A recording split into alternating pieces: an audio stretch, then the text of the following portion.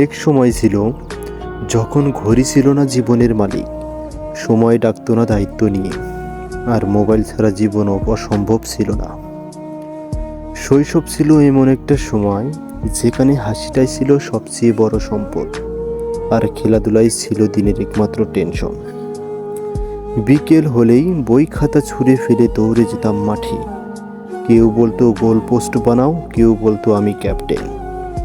সেরা বল, ধুলে ভরা মাঠ, তবু আনন্দ ছিল অফুরন্ত। ক্রিকেট খেলতাম সকাল থেকে সন্ধ্যা পর্যন্ত। এক ওভার মানে ছিল 10 বল, এক বল 3 রান, কারণ সবাই খুশি।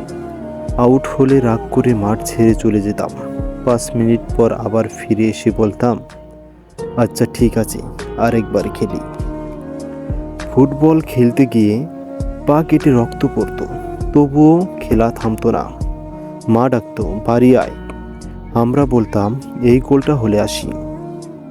বর্ষায় কাদা মাখামাখি, শীতে কুয়াশার ভিতর লুকোচুরি, গরমে খোলা মাঠে গলায় শুকানো তৃষ্ণা, তবুও কেউ ক্লান্ত হতো না। সে সময় বন্ধুত্বের মানে ছিল আলাদা।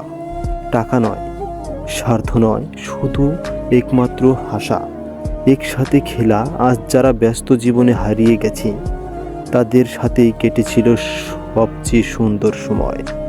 আজ বড় হয়ে গেছি আমরা, খেলাধুলার জায়গায় ঢুকেছে কাজের চাপ, মাঠের জায়গায় ঢুকেছে 4 দেয়ালের ঘর, আর হাসির জায়গায় ঢুকেছে দীর্ঘশ্বাস।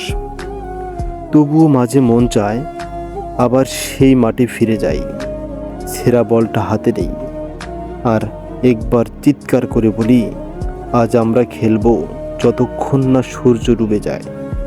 শৈশব হয়তো আর ফিরবে না, কিন্তু তার স্মৃতিগুলো আমাদের সারা জীবন হৃদয়ের ভিতর বেঁচে থাকবে।